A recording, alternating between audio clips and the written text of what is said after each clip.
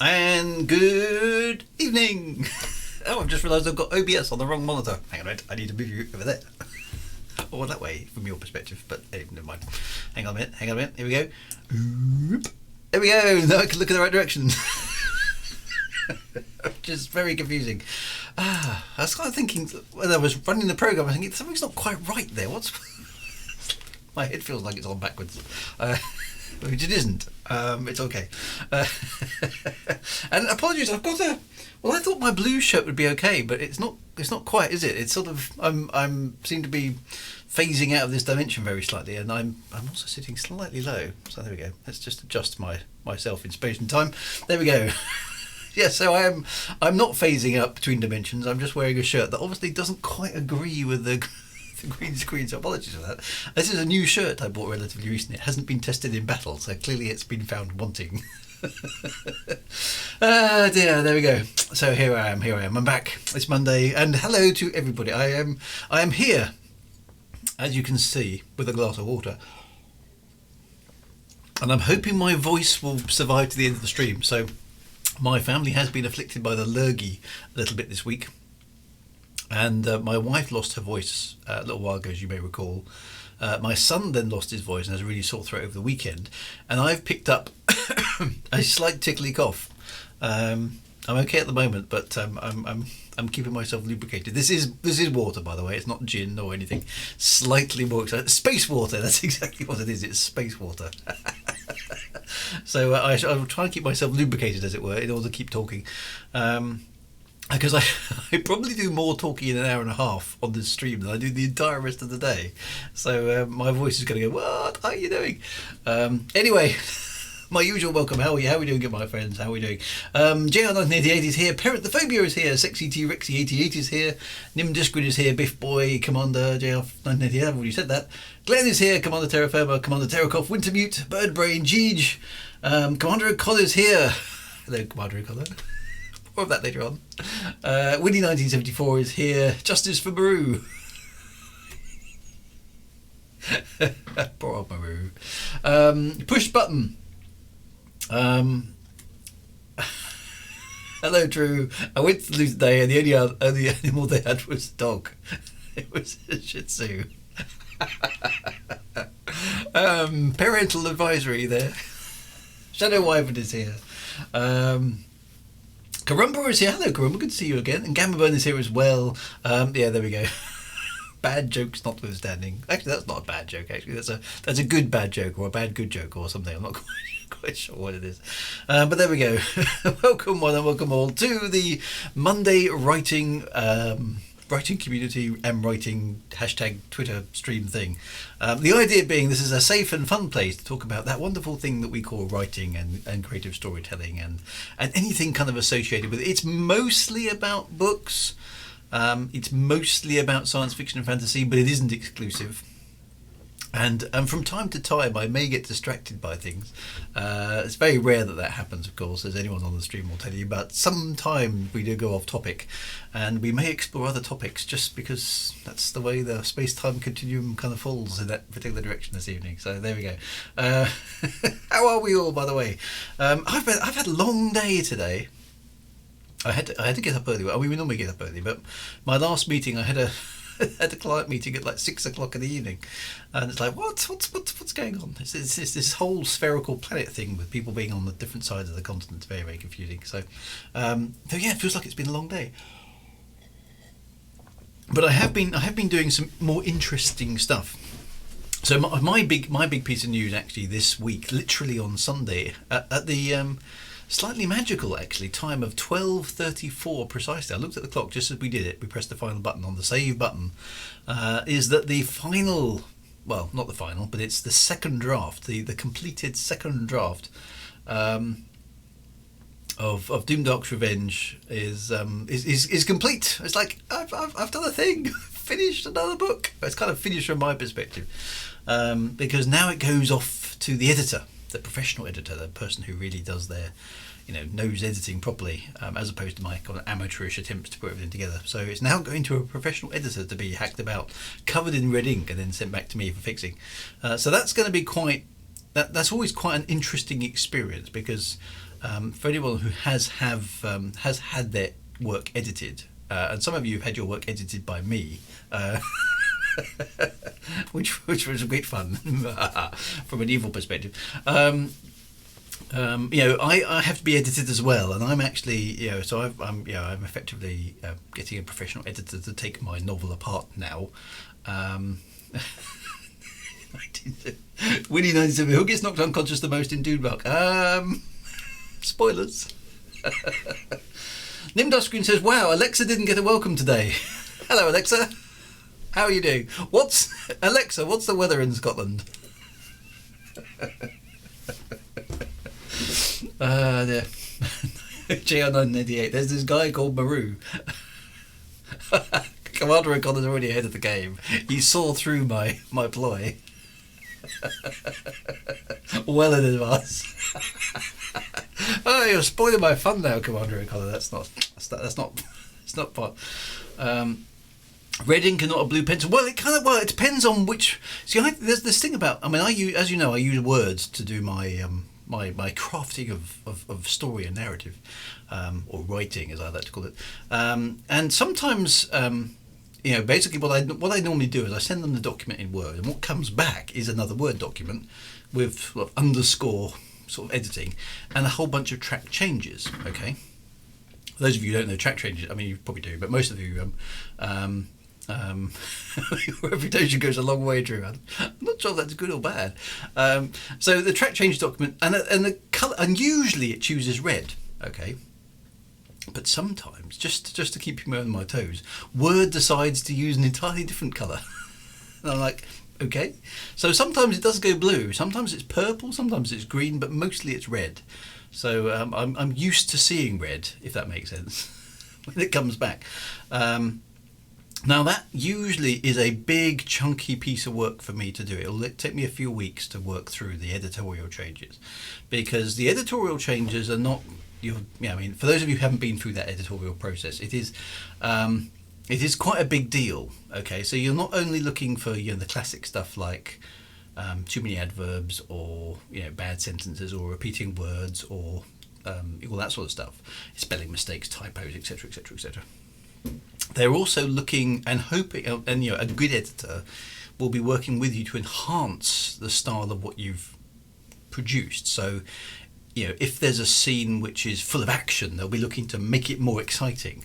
If you're in a scene that's very reflective, they'll be trying to make sure that the essence of what you're trying to get across is coming through to them, and they'll be giving you suggestions for all those sort of things that you might want to enhance.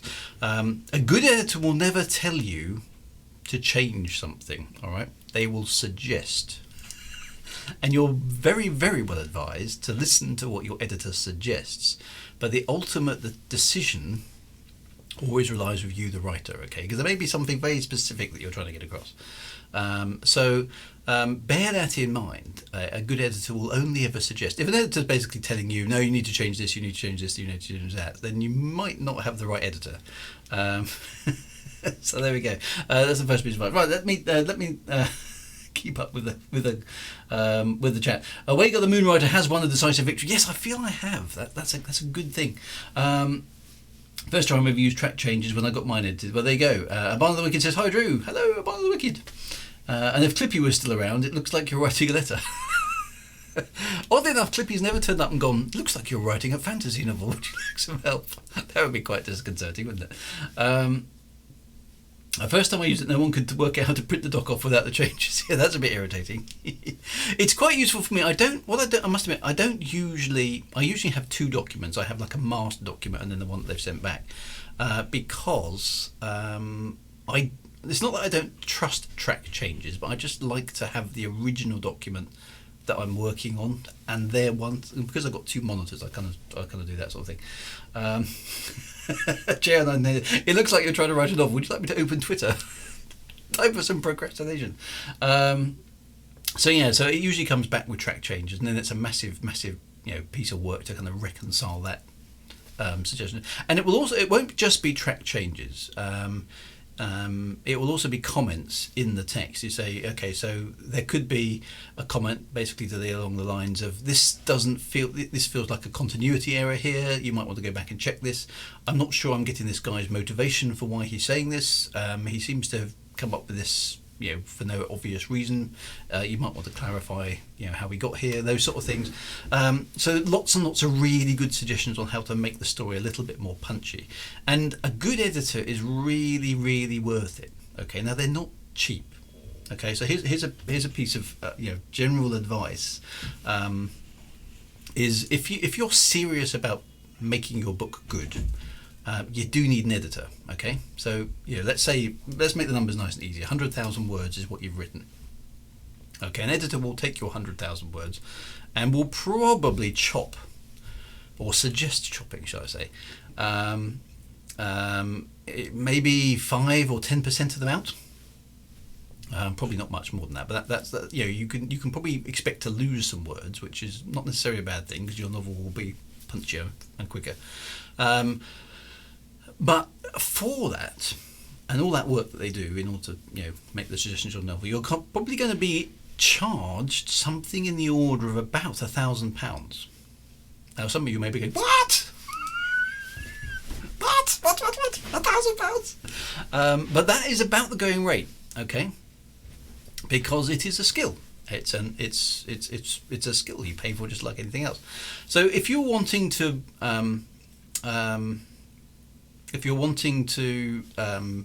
do your book properly, you need to. There we go. I mean, Gianna, oh boy, they're not cheap. Paid about $1,600 for mine. Okay, so there you go. There's an indicative one. I mean, I'm a bit cheap on my prices.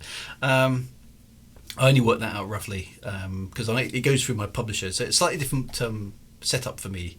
I'm kind of talking about a self-publishing route here. If you want to contract with your own editor, that's roughly about how much it's going to cost. If you do it via a publisher, now the publisher is going to pick up the tab for that. Okay, but that's going to come off your sales because they don't do it for free, right? So the publisher is going to take that out of your royalty statement. So you're not going to get 100% of the profits. You might get 40 or 30 or 25 or 10 or 15 or nothing, a very small amount, depending on what deal you have with the publisher.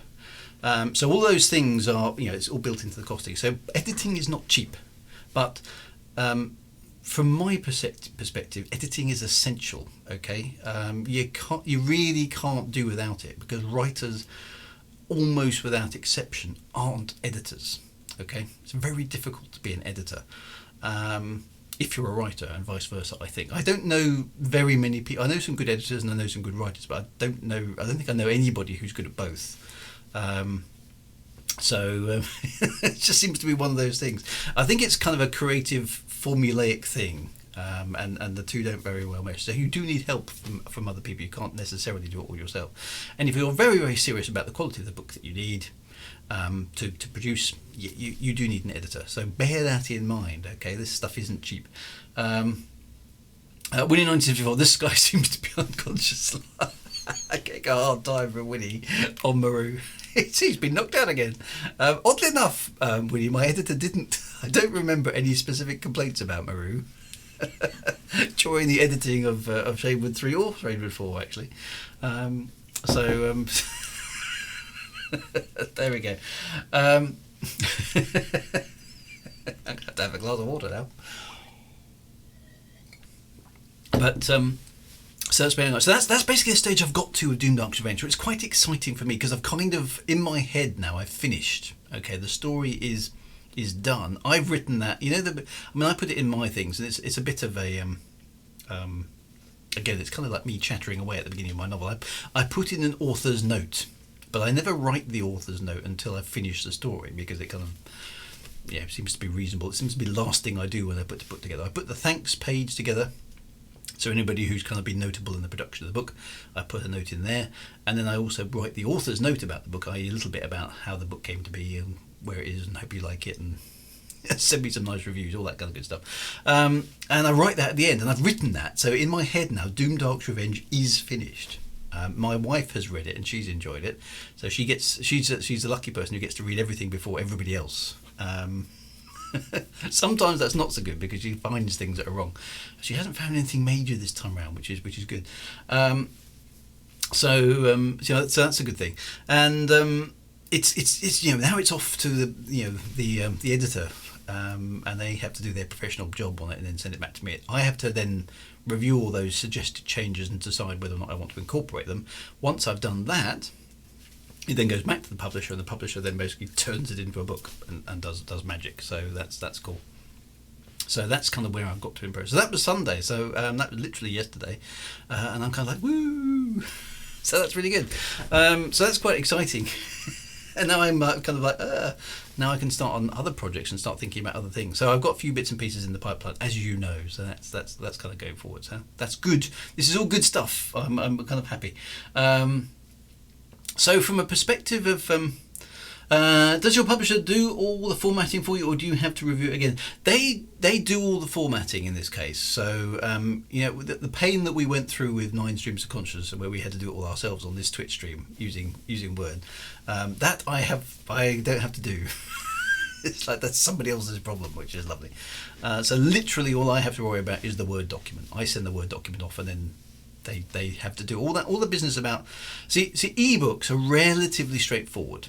Okay, ebooks are relatively straightforward because, just getting very, very, very slightly technical for a moment. Ebooks, the formats you see, things like EPUB, Mobi, ASW3, I think is the one for Kindle, and there's LDIF or something. I can't remember what the other one is. L something. Anyway, those ebook formats, they're all relatively similar. Okay. Basically, they're HTML. Okay, they're like the same language that makes web pages. So there isn't really a concept of an ebook of a page in the classic sense, because obviously on an ebook you can change the font size and you can shrink things down, make things bigger, and so the number of pages that you actually have in an ebook is up to you when you're reading it on your reader, because you can change the font size and the spacing and all the other things that makes it easier or not for you to read. So all those things the ebook format is designed to accommodate. The only thing the ebook actually has to do is basically know when the chapters start and do some basic formatting around chapter headings and those sort of things. So it's I'm not saying it's easy because it isn't, but it's relatively straightforward. Okay. To create an ebook from a Word document, let's say. The trouble comes when you want to make a proper book. Okay, so once you start turning it into a paperback, then all hell breaks loose, because you've got to have a template that's suitable, and it depends how you're going to produce your paper book as well, because there's multiple ways to produce it. You can do it via Amazon, you can do it through Lulu, you can do it for all lots of other services, and publishers will have their own mechanisms on how they do that. What you've got to do is you've got to, and publisher will have a style guide which basically determines what fonts they use and how they lay things out, and then there's the copyright stuff and all that kind of stuff that you've got to put in. But putting that into a template that can be turned into an actual book is full of all sorts of weird little things that you don't necessarily consider firsthand. For example, if you look at an average book, have I got an average book? I haven't got an average book. I will get a book that I've already written. So this is the prequel to my current book that I've just finished. This is The Lords of Midnight. So this is a book, as you can see, and one of the things that you'll notice, and this is very common, and it's a style thing, it's not always the case, but it's a style thing. Every chapter, okay, begins on a facing page, okay, or the right page, should I say, okay. That's a very common stylistic thing. No matter how long a chapter is, it will always start on a facing page, okay. Let me find another one here. Chapter 10 always starts on the facing page. So that's a thing, okay? Get an above average book. Yes, this is definitely an above average book. So that's the things like that, okay? So that may mean that the text needs to be flowed a little bit in order to not leave a massive blank space. Now, sometimes that's unavoidable, particularly if you've got short stuff going on. So, for example, here, chapter 6, there was no way to do that. So the publisher has decided to leave a blank piece of paper, which does look a tiny bit odd, but in order to preserve it must it must start on that kind of facing page. Sometimes those are sort of stylistic decisions that you have to make. And in a book, the page numbers are static. Okay, they can't be changed. So then you have to basically flow all the text in, work out where the chapters lie, tweak things a little bit to make sure they all start on the right page, and then go back and update the index to make sure it's definitely pointing at the right page, and all that sort of stuff. There are other little things like deciding on how you're going to do the subject divider. Now, most books will have things like a little star, star, star, okay, which kind of indicates a change of scene.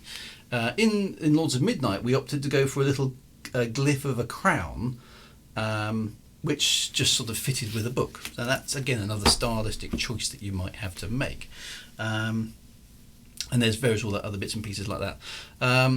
I've even seen books where chapters. So yeah, I mean, Alan, you do see it is a style thing, and each publishing house will have its own style guide. The chapter on a facing page one is one I personally actually do prefer anyway. But it's not right or wrong. It's just a style, and it's the same with the choice of font. So this particular one is a fairly traditional. It is a serifed font, as you can see, but it's fairly easy on the eye, and it depends sometimes on the type of book that you're publishing as to which font you want to use. I don't recommend using Comic Sans for anything, just so you know, but all that sort of things. But there are lots of little things like that you've got to kind of adjust and play with to kind of thing. And you will sometimes see, let's see if I can find an example of this, where a word is so long, it just won't, it makes the page look odd when, there we go, there's a good example. Okay, so in order to keep the spacing of the words correctly, here you can probably see, let me just point at it, where is it? There it is. You can see, let me get it in front of the camera, that line there where it says city, but the zenith of its power had been short-lived. Lord Ushgarak, okay, and Ushgarak is not a hyphenated word normally, all right, but in this case it has been hyphenated in order to allow the text to flow correctly, because basically if Ushgarak was on the next line, the line above, which would then end Lord, would have too much white space between the words. It would look odd. So there's lots of little things like that in order to keep the white space content of the text correct for the book. You'll notice if you look at a paperback book, you'll notice these things now that you've been kind of told to look for them by me. These are little things that don't immediately appear obvious, but in order to get the text to look comfortable to the eye as you're reading it, you have to auto hyphenate some of the stuff in order to make it look tidy, and little things like that are all the bits and pieces that need to go into a book to make sure that the paperback version actually works correctly. So there's lots of little bits and pieces like which are tedious, and I don't do them. Okay, it's it's the people over there, the magic people. Why do a lot of books have the first few words of each chapter all in caps? I've seen that. That's another style. You do. I mean, I've seen where you have the first letter in a really, really big font for some reason. That is just a style. Okay, it's not. Again, it's not right or wrong, but it's a style that some people will adopt. So normally you have a drop cap and then a couple of words in small caps. It's also a standard typesetting practice to soften the lead in from the drop cap. So yeah, there's lots of little bits like that, and it will vary. And you may want to adopt, if you're self-publishing, you may want to adopt some of those styles. So the next time you're looking at a book, it's interesting if you go and look at, there's lots of little things to look at. So how do they introduce chapters? There's a thing. How do they introduce chapters? How do they introduce the first paragraph?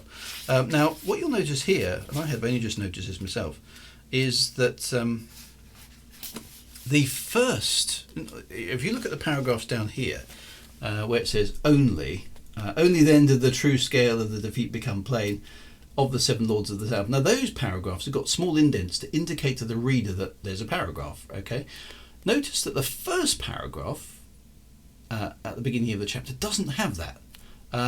So that's a thing. I have no idea why, but it's consistent all the way throughout this document. Now that's a publishing. I didn't do that. That's a publishing thing. Okay. this business about the the chapter starting, why is there this waste of space? Well, it's a style thing, okay? It's showing you that there's a chapter.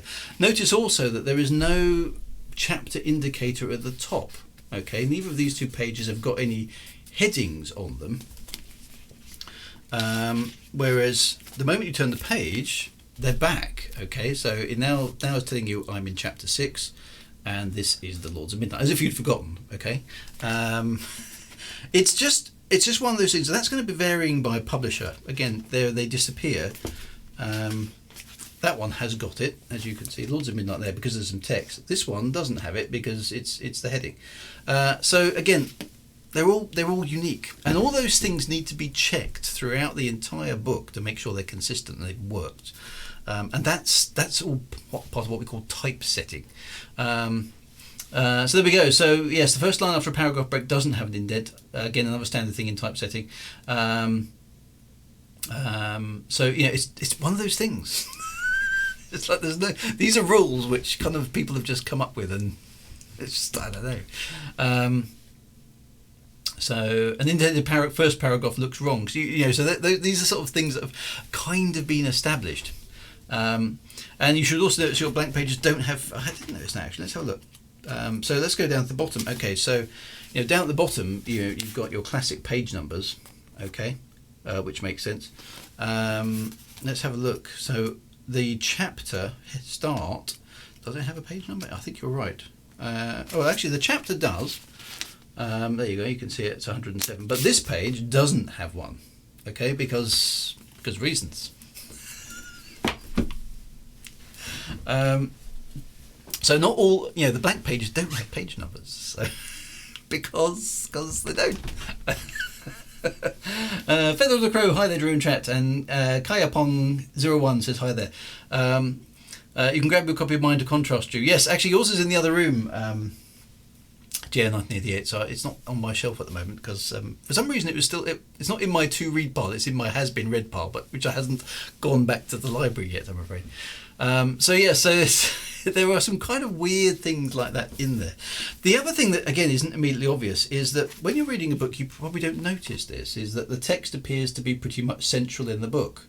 Okay, so this is obviously centered on this side, and this is centered on this side. Well, they're not, okay, because the gap there. Let me show you one. I've got a ruler. Okay, here we go. The gap between the text and the edge of the page there. My ruler doesn't really work. This is look at that, it's my lefty ruler. My Flexi shatterproof lefty ruler is about, I don't know, I can't really measure that. Let's do it like that. It's about 15 millimeters. It doesn't show up too well there. Sorry about that. It's about 15 millimeters from the text to the edge of the page. Now you might think, well, yeah, obviously, and it's 15 millimeters on that side as well, okay, but it's not 15. Put this down. It's not 15 millimeters from the inside of here to the inside of there, although you might think it is. It's actually longer because there's a piece of the book which you can't get to.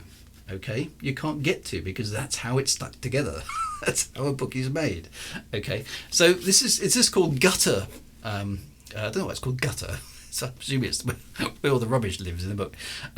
So the gutter spacing is weird. Okay, so a left-hand page, which is this side, has a thin, in this case, 15 millimeter gutter on the right. Are you following me still? So the left-hand page has a thin gutter on the right and a fat gutter on the left.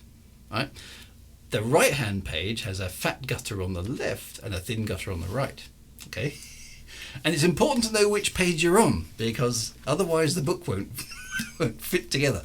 And the other thing, as Glenn says, the amount of guttering you need depends on the size of the book because you need the spiny bit to be of sufficient strength to hold the book together, depending on how big it actually is.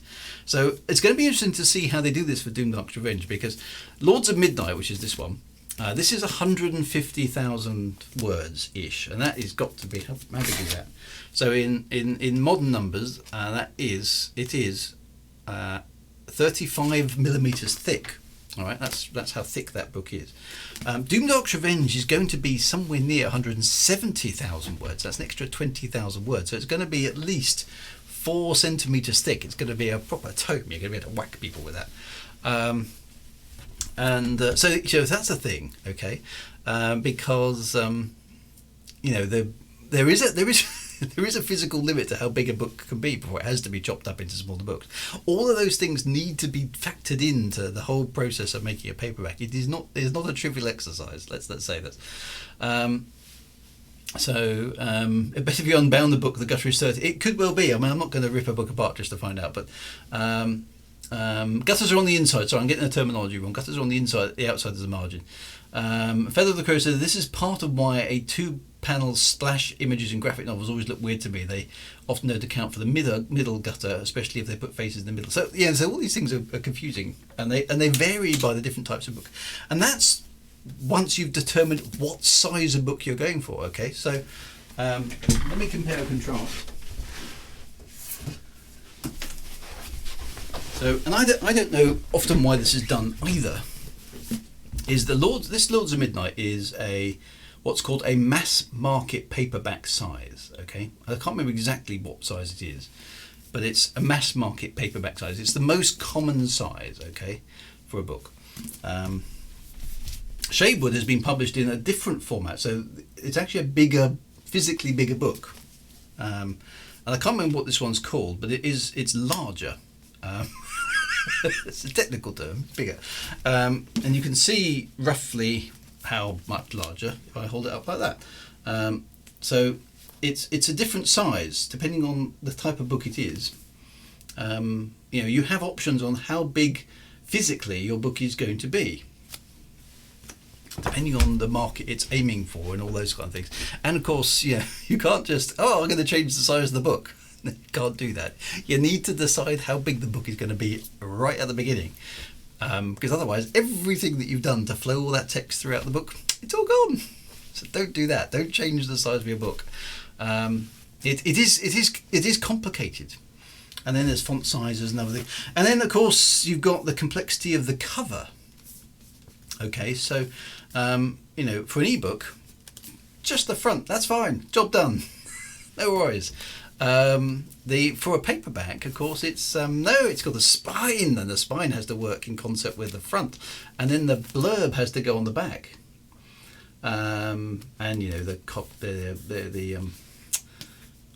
Your ISBN number there, and the barcode, and anything else that needs to go on there. So that makes things more complicated as well, because you need to have the graphic that goes all the way around. So what you can take away from this is ebooks are much more straightforward, but a paperback is quite a lot more involved to create. And everything has to come together to make it work. So it's a complicated thing. Bigger book equals wasp killer. You can get a bigger, more effective swing that way. That is very true. So that's before forget special editions and hardbacks or anything like that. Okay, that's is that's insane. So fortunately there are some standards, okay, in this area. So when we commission a cover for a book like this, basically it comes back with there's a certain size it has to be, okay, and if we commission for a cover of a book like this, there's a certain size it has to be. I'm just going to have a quick look in here so if I can figure out what it was. And it's actually, of course, it's quite high resolution, as you would expect, because it needs to have a lot of detail in it. I'm just going to have a quick look. Books. Oh, where's Shadewood gone? That'd be the last one I did. Shadewood 4 cover. Shadewood final proof. So there we go. Okay, so the dimensions of the and this is just the JPEG, so this isn't actually the one that we use, but the dimensions of the file that I've got for the cover of Shadewood 4, which is this one, are 4,961 by 3,508. So it's sort of 4K resolution, and that's probably about the minimum you can have for a book cover. That gives you basically 300 dpi, which is a dots per inch, which is a kind of quality measurement. So 4,961 pixels wide and 3,508. I don't know what those numbers, whether those numbers actually mean anything specific, but that's what I've got for these ones. And that is that's the size of the image that you need to be working. So if you do commission an artist to do a cover for you, 4K resolution is roughly what you're aiming for. And Wintermeat, you're quite right. You do have to take into account how the book is bound, because that will accommodate the different sizes and all sorts of things. But paperbacks are works of art. Yes, they are. Now you can see why. JL, I think they were. Deliberately went with 5 1/4 by 8, which I think is what that is. I think that's 5 1/4 by 8.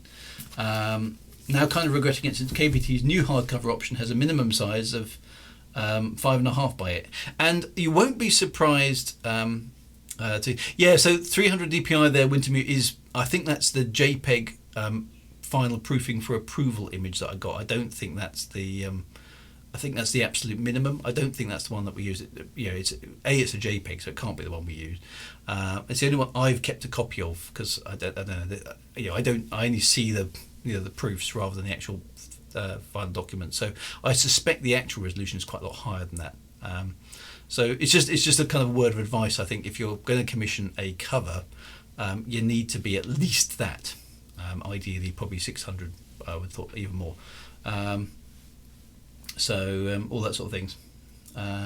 So there we go. Those, and people who are more knowledgeable about printing can probably tell me. But more pixels per inch does not mean your cover will be high detail. The printer of the cover has a max resolution, which will. Yeah. So I don't know. I mean, these ones are obviously printed. This particular one's come through Amazon.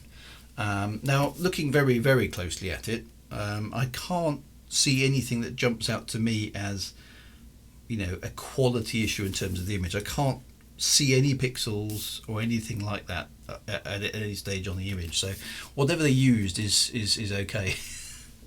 Okay. Well, the consensus seems to be that 300 dpi is in fact normal.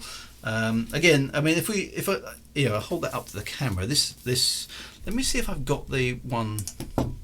I can actually show you the actual file, because Lords of Midnight is not top secret because it's already come out. Let me just go for screen plus camera here.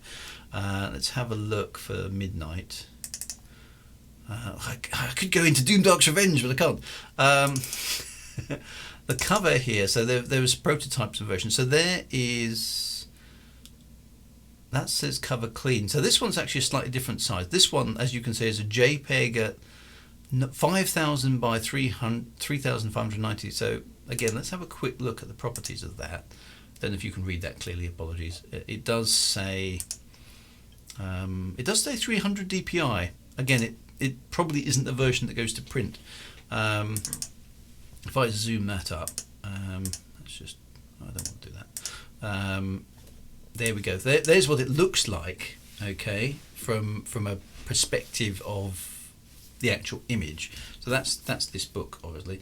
If I zoom in stages, you can see. You could just now begin to, when you're at that kind of resolution, you can start to see the anti-aliasing and the pixels. But I can't physically get my head that close to the book. So there's a certain level of quality that you certainly need to have, but there's not, like I say, a few people have pointed out, there's not so much. You can't go past that, because there's the real no point. You're exceeding the capability of what can be printed on the piece of paper for a book, at least. It's slightly different if you want to use, for example, here's the image without any text on it, which of course is quite nice. That's what came from the artist we commissioned. That's the book cover, but without the text. Okay, which does have a completely different ambience to it. There's the book cover with the text on it, which is one thing, but that as a backdrop is actually different in some ways. So sometimes when you see that, you go, "Oh, that's lovely," and then other things have to happen as well. You have to put the composition together to get the things. Check with the magnifying glass. Yes, I do have the magnifying glass. There it is. Look. The magnifying glass of truth. Let's go back to there for a moment. Can I? Here we go. Can I see any anti? I can't. I literally can't. No, I mean the lighting in here is not great at the moment, but I literally cannot see any pixels even with the magnifying glass. So there we go. That's that doesn't necessarily mean much because my eyesight's probably not brilliant, but there we go. Glenn says I was very happy with how the cover for Nine Streams of Consciousness printed. Yes, so that's quite good. Jan, I think I was quite surprised that Tor went with KDP for printing Light Chaser. It's a bit strange to see a big publisher using Amazon to print with. I think sometimes it's just economies of scale. I think it depends on all sorts of things. I need that painting on my wall. Yes, it's certainly beautiful enough to go and to do things like that. So yes, I will do that at some point. I need to print it out. It's just one of those. I haven't got round to it. It's all those sort of things. The magnifying glass. Yes, that would be quite fun too. So there we go. So yeah, so if you're going to self-publish and you want a paperback, just be prepared for a world of pain, basically. It is a fair bit of, I mean, it certainly isn't impossible, but it's probably more involved than you think it is if you haven't done it before. If you've done it once, then you know. Yeah, can't wait to see Doomdot's cover. Well, I haven't heard back yet from the artist, so he's working on it right now. Which I've seen the draft version, which Chris and I approved. But no, I haven't seen the full. The draft version looks very, very good. And it's interesting actually. Look at the. I can show you this with Midnight. Let me go and get it back up. The process that the artist goes through is fascinating as well. So here we are. Let's go back to Doomdark's Revenge. Not Doomdark's Revenge. Let's go back to Lords of Midnight for a moment. So this is the final version that I just showed you. Okay, so that's what we eventually ended up with. Okay, now the things about Lords of Midnight, they are the Lords of Midnight. Okay, so here's an army. This banner comes from the game. Okay, so if I very quickly show you the game, it shows how basically how much detail that the player went to. So in this case, here is Luxor the Moon Prince. Okay, this is the game of which the novel was based off, and this is Luxor's his emblem, his device, I think is the correct word for it. It's a moon and a star. Okay, now if you look closely, and I can't remember exactly which way around this is because it's been too long ago, but notice here that there is a banner flying. Okay, if I zoom in on that so you can see it, it's a very specific banner. It is a yellow kind of eagle on top of a red banner. Okay, that means something. Okay, in the book, so no spoilers, but that's important. The citadel here, as you can see in the background, and there's obviously an army in front of it, is based off the citadels in the game. So bear that citadel in mind for a moment. This is the original game from 1984. I'm just trying to remember how to play it, which I can't do. There we are, northeast. I'm just trying to think where the nearest citadel is. I think it's in this direction. Let me just head over there, and we'll be able to. We need to press night. I'll work through this. I just want to show you the process the artist has gone through. Shouldn't that part of the star be behind the moon? Well, possibly 8-bit limitations there. But let me just take you through this because we have to wait for the game to do its processing, because this is an emulation of a ZX Spectrum. But we gave some very specific directions to the artist in order to make sure that the actual essence of the game was represented in the cover art. So, and the more I think you can give to an artist, the better. Now, here's another phrase, okay, that was very, very big part of the gaming experience. Do you want Dawn? Basically, it's time for you to have a go, Mr. Player. Do you want Dawn? But it's like Dawn was the key event that basically preceded your adventures. So again, the image is dawn, right? The sun coming up over the mountains. It's a new day. Okay, do you want dawn? Yes, I do. The game restarts. That's what the cover of the book was all about. So there's another element that's in there. Then if we go through, so if I say yes, which I think is, which key it is? There we go.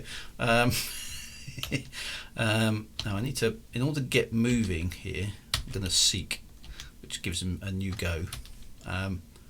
Where is the, must be a bit further. Hang on, let me just keep going a bit. That's just, yeah, I know that.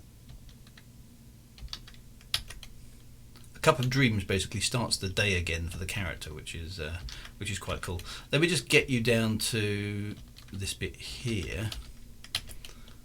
There's guidance. Okay, so that's not any use to us. But now we go west. There we go. There's a citadel. Okay, so this is what the citadel looked like in the original game. Okay, I'm going to get close to it. So that's basically what the citadel looks like. So it's kind of like a tiered building. There's a guy in front of it. That's a classic scene from the original game. Again, compare and contrast that with the citadel that we see on the cover of the book. Okay, and other things from the book like the mountains. If I could turn and look at the mountains for a moment, you can see those are what the mountains look like. And if I go into the citadel for a moment, you can see in the background here there's a village, there's some fields and woods and things. There's a tower in the background, mountain ranges in the distance, a fortress, and again some hills and various other bits and pieces. All of the details of which you will see in the cover art. Okay, so there's a tower in the distance. There's a small village on the edge of the picture. There is some forest. There's forest in the distance. There's mountain ranges. It's dawn, etc., etc., etc. Okay, so the artist was really clever in the sense here that he picked up all of the things, and even down to the, these helmets may look a little bit strange, but they are from the game. Okay, again, if you look at our chap here, Luke saw the imprints. If I make him think, I think that's that button. He's got a strange sort of pointy hat. The characters have these big flanges on their helmets, but it's just a stylistic thing from the game. That is part of the style of the game, and it's very important. The artist has picked up on that, so that sort of thing is significant. And so, making sure that your cover is going to reflect what you're doing, stands out on its own as a thing, i.e. it's, because the cover obviously is designed to make people go, ooh, I wonder if that's any good. Then that's all part of the development process. So you need to, the cover is again another really, really important piece of the puzzle. So and it needs to be a certain size and all that kind of stuff. So that's kind of it. Now, just to show you the development, so that's the final version. This is the one that we signed off as a developmental sketch. So compare and contrast. Here you go. That's the one that we signed off. Okay. So the artist has basically gone, well, this is what I think it's going to look like. Okay. And it's just done a rough view for you to kind of get the feel of, is this about right? What do you think? So that's basically what we got as a kind of, and we both went, yeah, that looks fab. We like that. As you can see some of the rough details, there's actually a wyvern flying around here. The dawn does look quite subtly different. There's no detail to anything at this stage. It's just, kind of vagueness. But that gives you an idea of the sort of process that the artist has gone through with us giving direction. That we've just got a single banner there. Lots of stuff hasn't been drawn. The forests kind of really aren't there. You can sort of make out the tower. There's some mountains, the sun. We basically said we want more dawn. So we kind of said, more army, more dawn. Can we have this? Can we have that? Can we have this? Can we have that? And then you went from that to that. And that was the end result. So you can kind of see the process. And again, working with an artist who really gets your material is a very, very valuable thing as well. So when we saw that, we just said, you've nailed it. You've nailed the atmosphere that we were after. We wanted dawn, we wanted armies, we wanted citadels, we wanted towers. We wanted that ice frozen landscape, but we wanted a sense of magic and and it just yes, nailed it. So we were really, really happy with that cover. It was absolutely fabulous. So that was good. And don't underestimate that process, because it's a big deal for those kind of things. Whereas we talked about editors being expensive. An image like that, I mean, I think from memory that one is probably around the sort of £300 to £500 mark to get an image like that. If you want something that is really, really good quality, again, you're going to have to pay for it. These people work. Don't ever go to a creative person and says, I want you to work for free and I'll give you lots of exposure because you'll get lots of swear words. Okay, they have to. They're talented people. I can't draw like that. I can't do that. I can't edit either. I need to pay qualified, good people in order to do that sort of thing. And they have bills to pay and everything else. So they all deserve to earn a living, and it's very important that certainly to me, that they get paid. So if I want something of that quality, then again, be prepared to pay for it. So illustrators, yes. It's a cost, but it's something you need. You need to have a really, really good, unless you're happy that you can do it yourself. And sometimes you can, sometimes you can't. Depends on what you want to illustrate. It depends how you see your book kind of looking. But those covers represent many, many hours of work. And editing a book when you're painstakingly going through 150,000 words. Painstakingly going through that word by word, they're really earning their money. Okay, those guys are working hard for you. So I'd never ask an artist to commission free. No, that's such an insulting thing to do. There's a view that it's just an image. You just draw it. It's easy. So if it was easy, everyone could do it, and they can't. Okay, so it's very, very important. And Kelly Barngar says it helps that the artist in this case is a big fan of the game as well, having collaborated with Chris for years. So yes, so in this case the artist knew about the game and really, really understood the source material. So that you can't underestimate that that connection either. He did a lot of work for the rebuilt game versions that came out on Android and PC and iPhone, all that kind of stuff. So that sort of stuff is very important. But basically an artist who gets what you're trying to do is going to make a lot of difference to the finished product and is in tune with the essence of your story, all that kind of stuff. Illustrators really earn their pay. Yes, they do. Commander O'Connor, the advantage of having a sister who's an illustrator. I mean, that's perfect. Keep it in the family. Even better. My brother, the illustrator, has a saying: "You can die from exposure." Yes. So don't ask them to work for free. Unless you're giving them a cut of the profits or something like that, you might be able to swing a deal that way. But most of them are basically going to know, actually, I just want to be paid today, please. That's really useful for paying bills and putting money on the table. Putting food on the table, not money on the table. Putting money on the table doesn't help. And Feather of the Crow says, you get what you pay for. If you're planning to pay an exposure, don't expect a response. No. And it's atrocious how some creative people are treated. But I don't generally give away my stuff for free. I don't see why I should. I spend a lot of time making it. So why? And oddly enough, it's not my immediate family, because my immediate family is lovely, but my extended family are terrible at this. I send a copy of my book and they say, "Oh yes, I've lent it to so and so."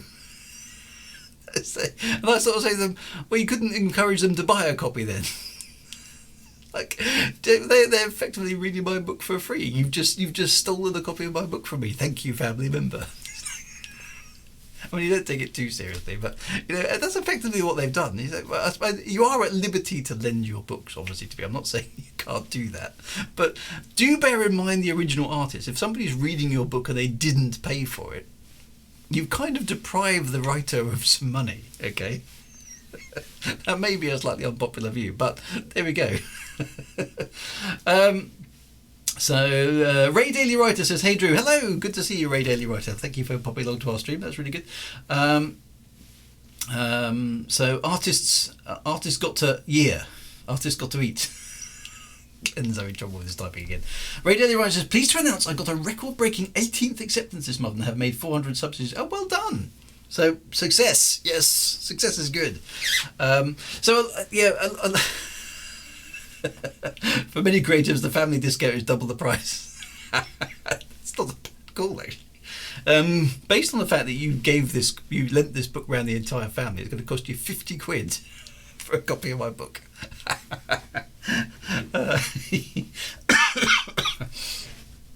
As long as they only lend out the first book of the series, yes, I suppose maybe that's the plan. So you can lend this out. You have an unlimited license for lending the first book of the series.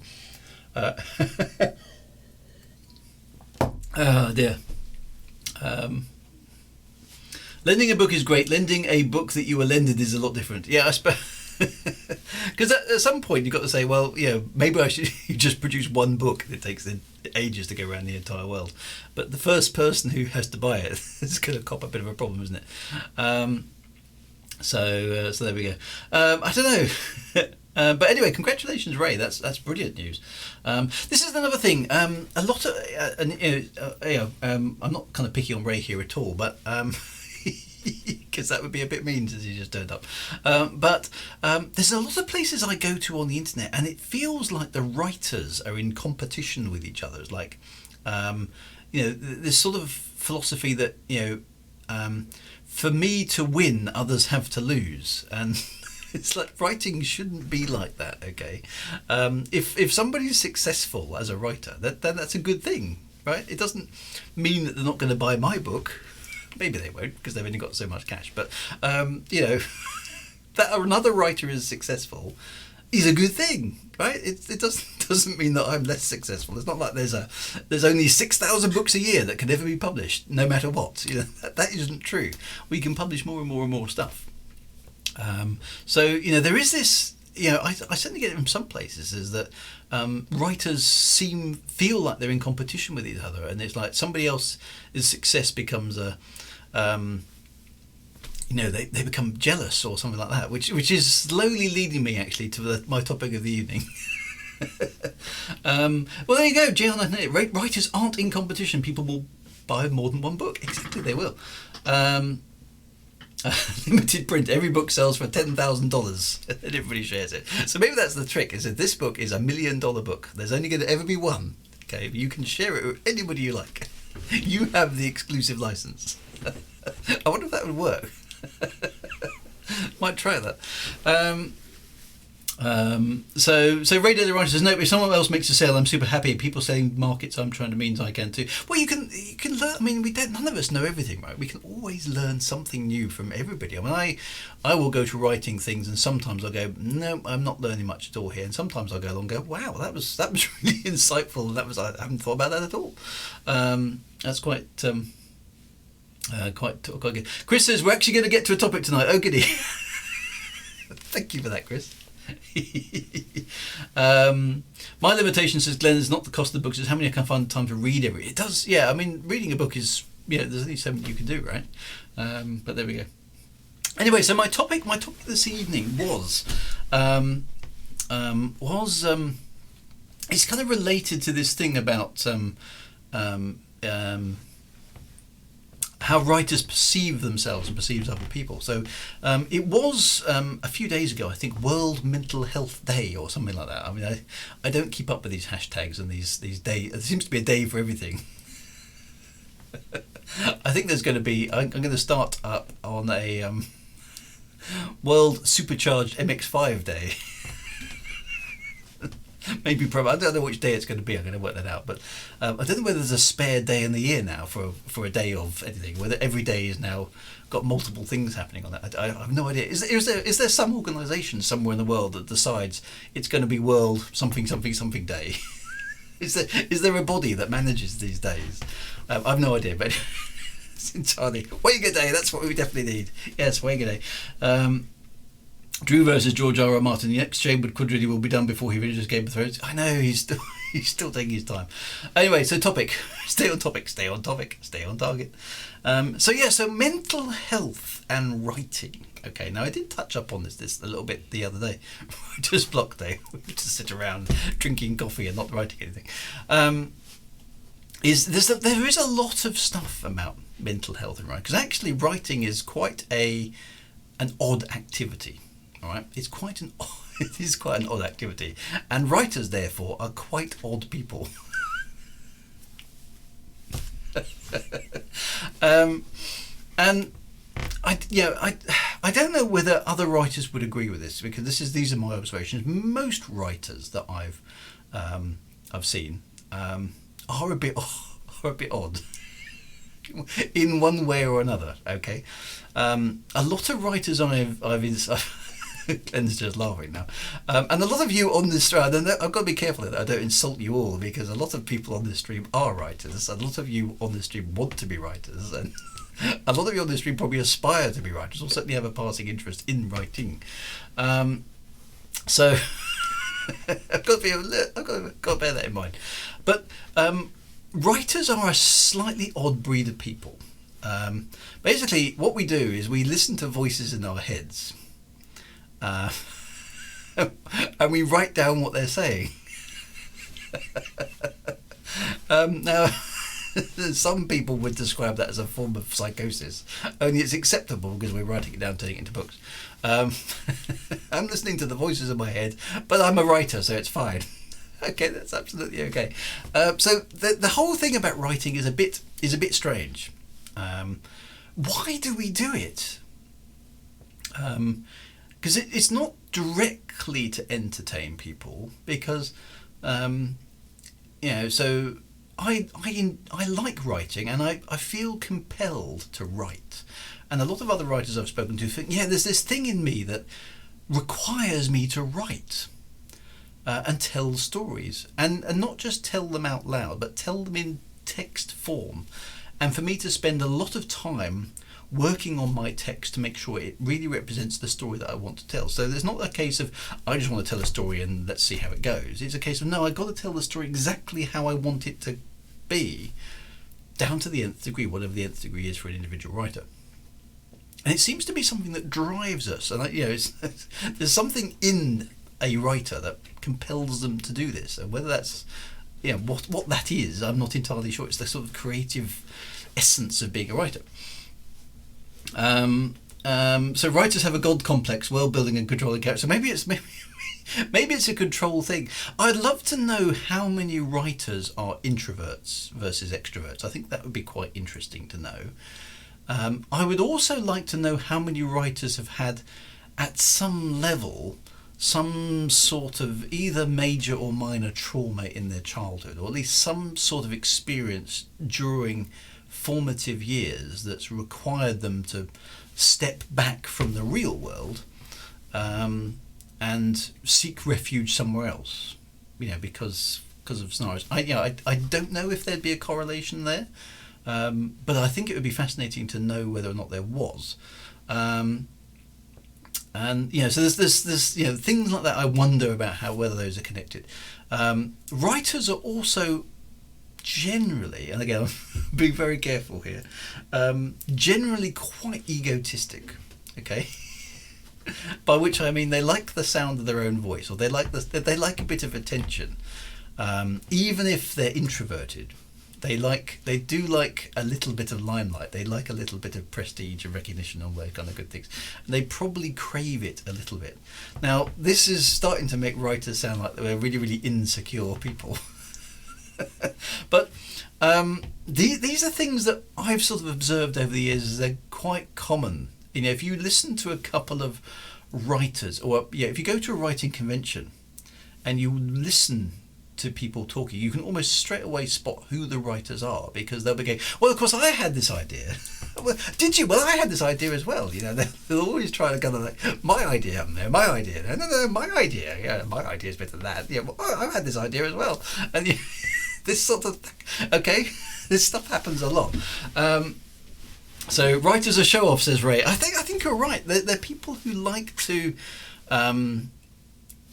bluster a bit and peacock a bit, in front of things. I think that's very much a thing. They've also got an attachment to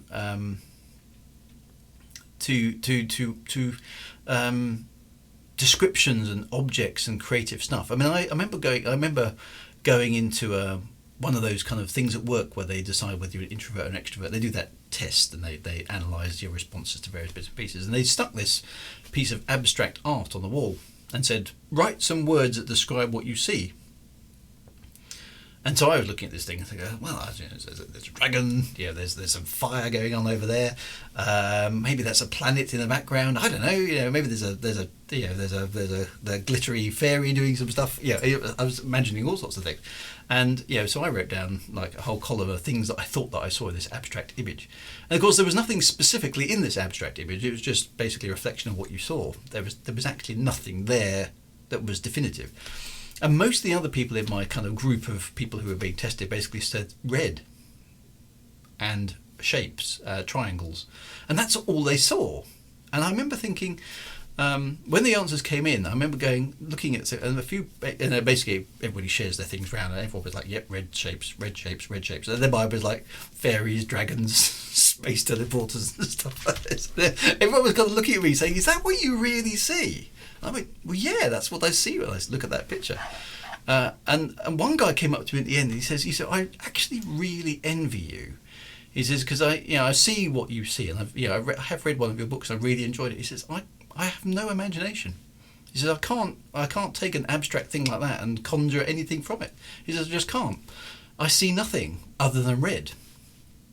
And he says, I envy the fact that you can see a dragon in there because I can't.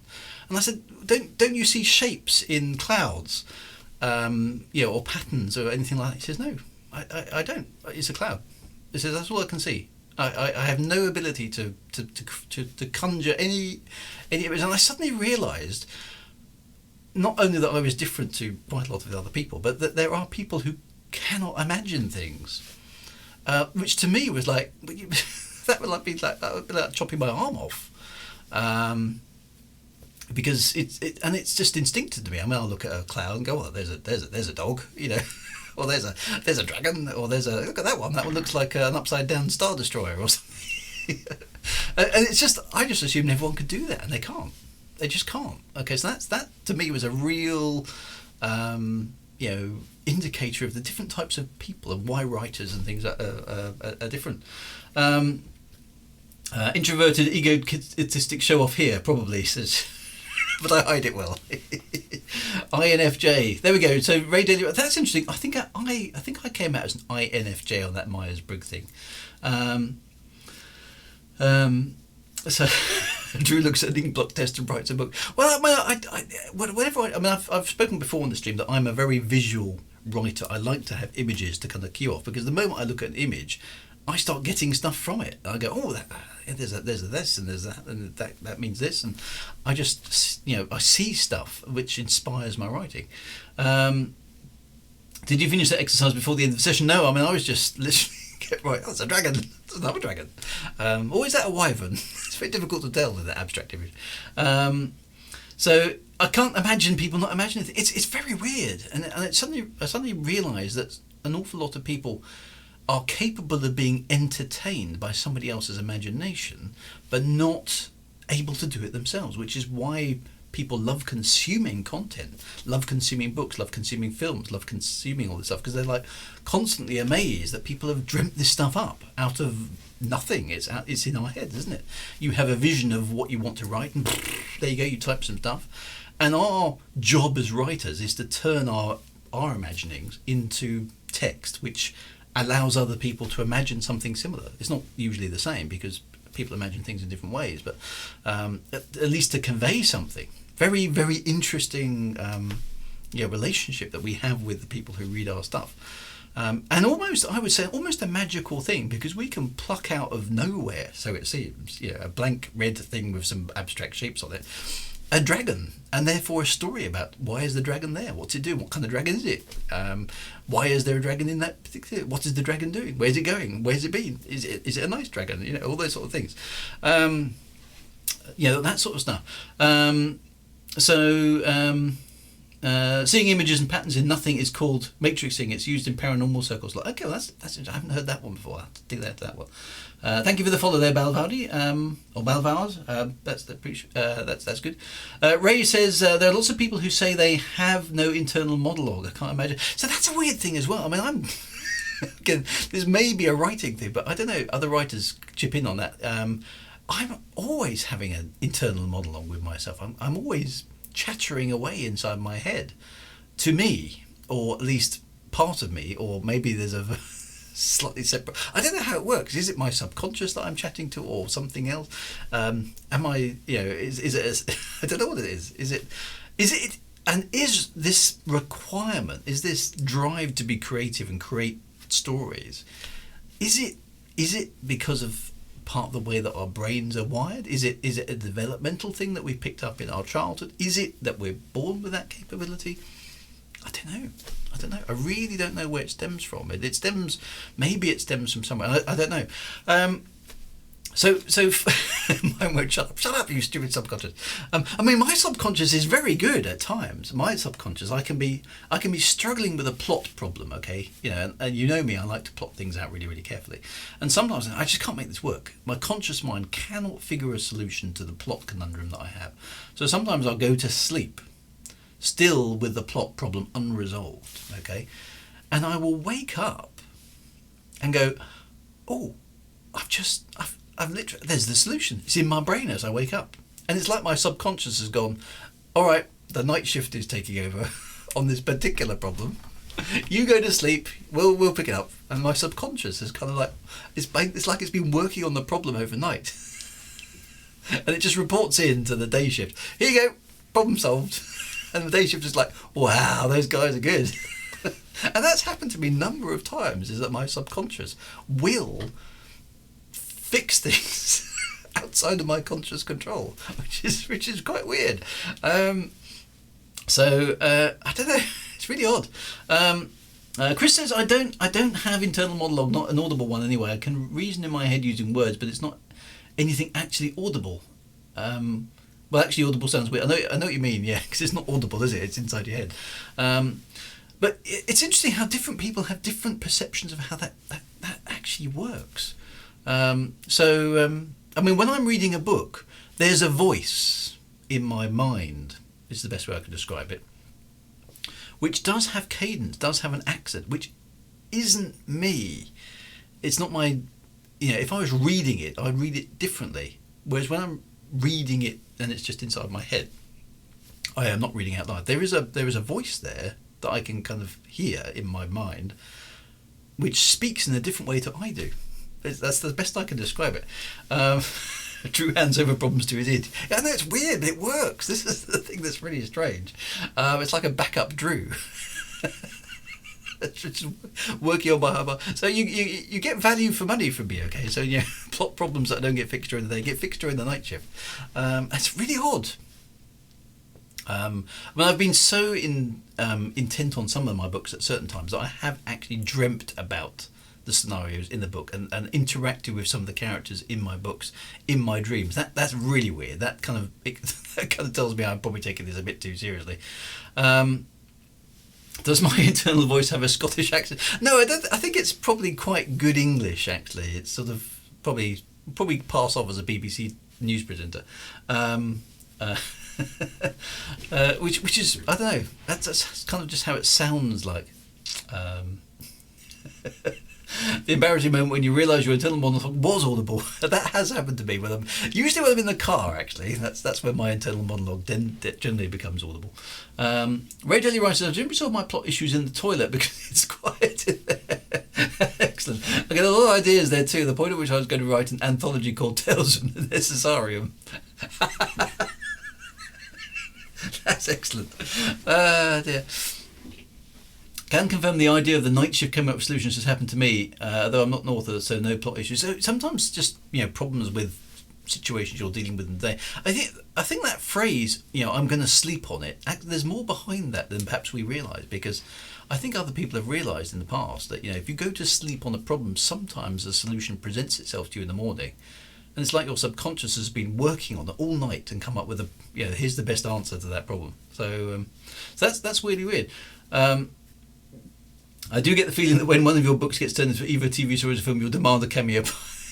The guy in the hat in the corner, yeah. Dru is the Wizard of Id. Confirmed. Now, I think I don't know if this is true, but I suspect that being a writer may have a downside here, and I think this is in common with quite a lot of creative people, because we get our inspiration at quite an emotional level. Okay, I think we get our inspiration from quite an emotional level, and that is subject to emotions, and they're very difficult to kind of to manage. So I think they're going back to the kind of mental health topic, I see a lot of writers struggling with sense of self-worth, motivation, all sorts of things associated with having to be seen to be doing things. There's that whole am I successful? Is it even worth me writing this book because nobody's ever going to read it? All those sort of self-doubts and those sort of things that creep into the creative process. And it's not exclusive to writing. That can apply to music. It can apply to all sorts of stuff. Is why am I doing this? What they call imposter syndrome. I'm not good enough to be doing this. All of those sort of self-doubt things I think come in, and then there's a monologue that goes on there as well with that sort of thing. I do see a lot of fellow writers struggling with what we probably a few years ago would have just called motivation, and the ability to focus on doing the work and just kind of getting on with the job, whereas now it's and probably better described as mental health. How well are you mentally to be doing this thing that you're doing?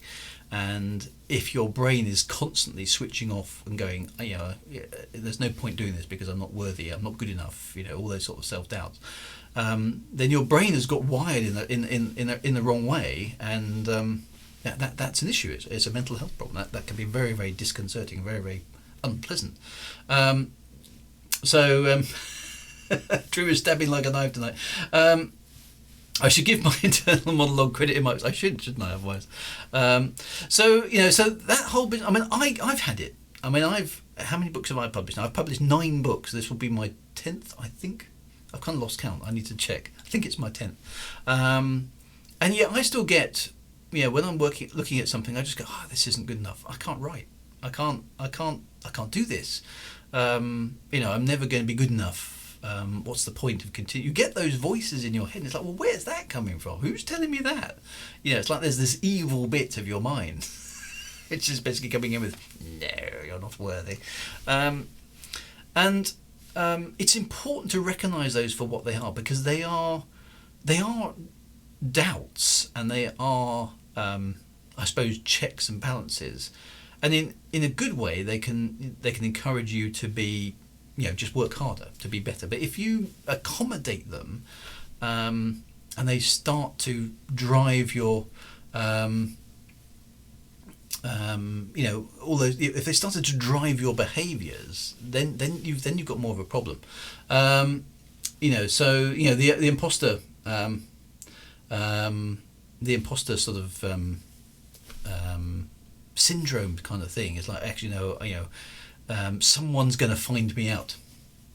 All those sorts of things. I think those sort of things are real hazards for writers, because a lot of the time you can be working in seclusion, i.e. you've only really got yourself as a check and a balance, and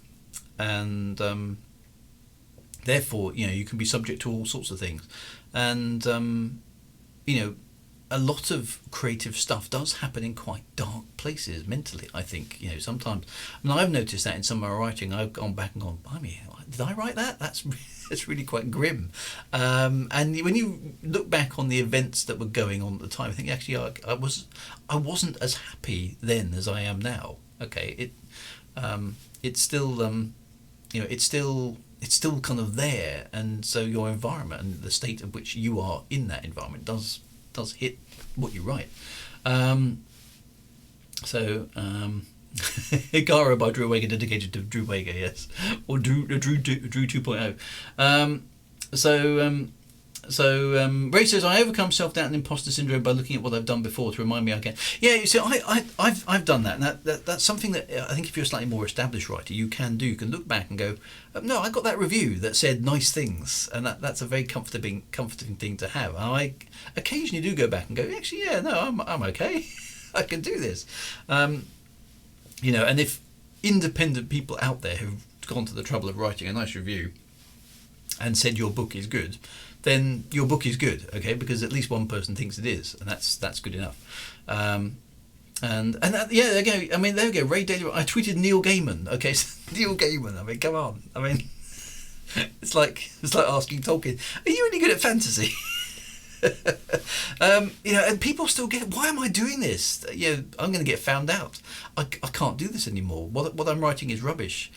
Everybody goes through those moments, and that sense of anxiety that hits you when you're writing, or when you're doing anything. You know, when you've finished a book and you've sent it off. I mean, I had that on Sunday.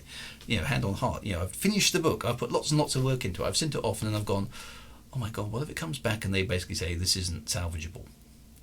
You know, this is awful, Drew. What have you done? And it's like, where did that thought come from? It's like, is that even likely? I mean, these guys that I've worked with for years, you know, I've put a lot of work into it. There's no logical, reasonable expectation that the book is going to be utterly rubbish, and yet my brain's gone into full panic mode just for a brief few seconds, until I've, you know, my sort of the rest of my brain goes, what, and clamps down on it and kind of deals with it and basically shoves it off to the side. That, you know, my part of my brain goes into complete. This is the end. This is it. You know, your career as a writer is over because, you know, you just submitted something that was absolutely rubbish, and you're kind of like, what? And it's like there's a totally irrational part of your brain that is actually trying to sabotage your life. That's the best way I could describe it. Yeah, so that is weird. I don't know what the cause of that is, and I think it's a natural human condition to have those concerns and fears and anxieties and reactions to things, and the self-doubt and all those kind of things. I think it's a natural thing to happen. I think the problems start when you start paying too much attention to those voices. I think most of those voices, you can acknowledge them. Yeah, but to be honest, I mean, look at the last 9 books; they were good. So the chances of that being I'll, you know, maybe, but hey, I'm not worried about it right now. And you sort of dismiss that anxiety. But, you know, I know some of you on the stream are similar ages to me, but at the age of 51, I would expect to be completely beyond that sort of problem. Yeah, but self-doubt never goes away no matter how old you are, it seems. It's not something that you basically get to the age of 40 and like, right, I'm totally and utterly confident with everything in life. No problem whatsoever. I can cope with anything now. Nothing's an issue. That never happens, right? I used to think that was going to be... When you were kind of in your teens, in your 20s, you kind of look at older people and go, look, they just know what they're doing. To anybody who is a teenager or in their 20s looking at this going, yeah, that guy knows what he's doing. No, I don't. I'm still winging it, okay? And I will always be winging it. We all are. Everybody's winging it, okay? We might look confident. We might look pretty self-assured. Yeah, everything's good. No worries at all. Oh, I'm totally panicking. Okay? We are all winging it. Nobody's got a handle on anything, right? That is a life lesson that I've picked up over the years. So if you think anybody's super confident and got everything together, they haven't. So there we go. Gianna, I got a good review, and my first thought was, did they read the same book that I wrote? Come on, I've read your book and it's good. Okay, I've just told you that. Ray says, I asked a similar thing on the SWFA forums, and some of their biggest names that they still have self-doubt. Say, that's interesting, isn't it? It doesn't matter how successful you get, you still have the doubt. Why? Weird. Chris says, I'm the kind of person that is surprised when they get positive feedback, so I don't think I get imposter syndrome as such because I don't think I'm anyone yet. That might be a bad way to put it, though. And Glenn says I get a good review. They must have put the review on the wrong book.